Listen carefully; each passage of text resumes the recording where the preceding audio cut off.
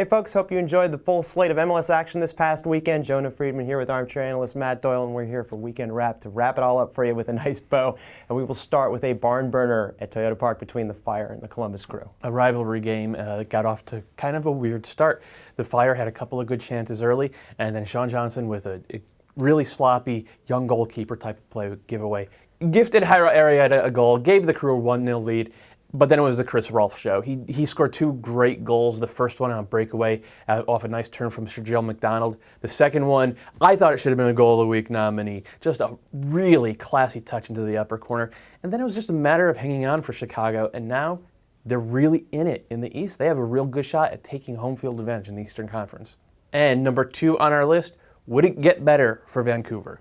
It was all about stopping the bleeding for Vancouver. They'd lost 5 in a row, but a lot of those were out on the road, and they've been slipping out of that playoff picture. They've really stressed that this 4-game homestand is where they've got to make their move, and it didn't start out that great. Colorado with the run of play in this one and getting the opening goal on a beauty of a putback by Omar Cummings. Vancouver finally starting to get back into it after halftime around the hour mark, getting goals about 4 minutes apart from Alan Rochat with a beautiful flick off across from Gershon Kofi. And then finally, Kenny Miller getting his BC Place opener off a really pretty ball by Barry Robson. You're starting to see the pieces maybe starting to fit for Vancouver, but once again, it's just late mistakes that undo them.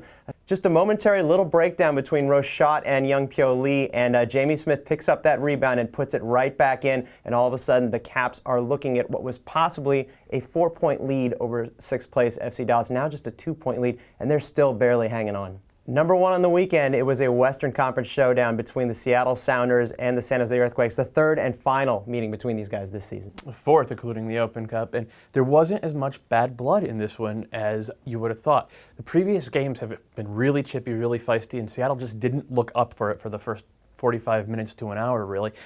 San Jose took advantage. Just a beauty of a goal for Simon Dawkins, forced by the San Jose high press.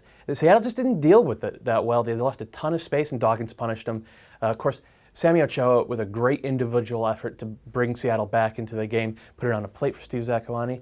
But then Chris Wondolowski doing what Chris Wondolowski does. He's almost been a better finisher this year when he's not looking at goal than when he is.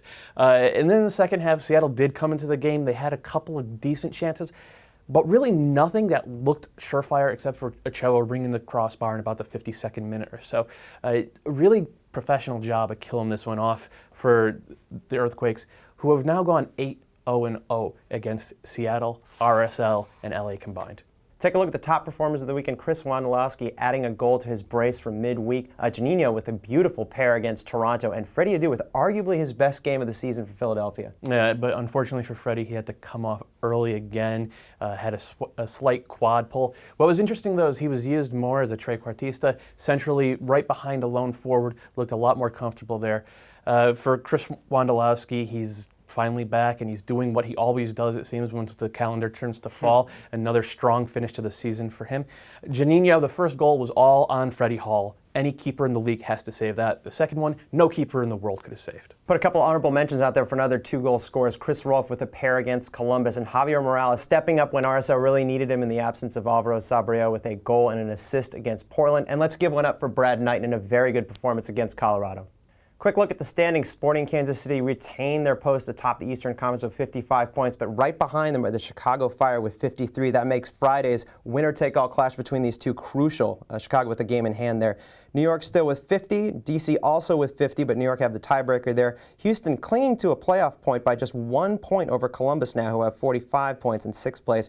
Montreal a little further back, still kind of in the picture, but probably fading with 40. Out west, San Jose still on top and in pole position for the Supporters' Shield with 60 points, all but clinching the West through the playoffs. In second place now, LA tied with RSL on 49. LA have the tiebreaker there. Seattle now with 48 in 4th place, but they've got a game in hand, and they are going to be heading to Vancouver on Saturday, who have 38 points, still in that playoff picture somehow. And Dallas hanging tight in 6th place with 36 points. That'll do it for us. Make sure you check back on Friday when we preview the weekend's games. Enjoy the week.